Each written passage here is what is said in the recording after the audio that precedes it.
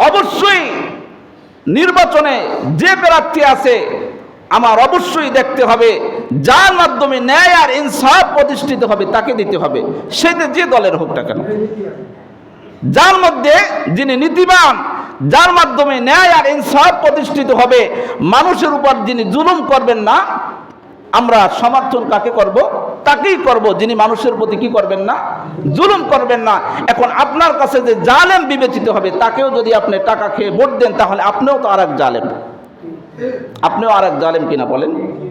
তাহলে আমি যে কথাটা বলেছিলাম যে একজন প্রধানমন্ত্রী হইলেও সে সফলতা অর্জন করতে পারে তার মধ্যে যদি কি থাকে, ন্যায় নীতি থাকে, আল্লাহর ভয় যদি তাদের অন্তরে থাকে। এজন্য খবরদার আমার ভাই ওসমান হাদির যে চেতনা এটা যেন আমরা ভুলে না যাই। আমার ভাই ওসমান হাদি, আল্লাহ পাক রব্বুল আলামিন তাকে শাহাদাতের মর্যাদা দান করুক। আমার ভাই চলে গেলেন, কিন্তু তার এই চেতনাকে যে ন্যায় আর ইনসাফ প্রতিষ্ঠিত করা, আমরা কারো গোলামের জিনজির আমরা আবদ্ধ হব না, কারো গোলামের শিকল আমরা গলায় পরিধান করব না, এই প্রতিজ্ঞা নিয়ে আমাদের আপনাদের এই দেশে বাঁচতে হবে, এই দেশে বসবাস করতে হবে।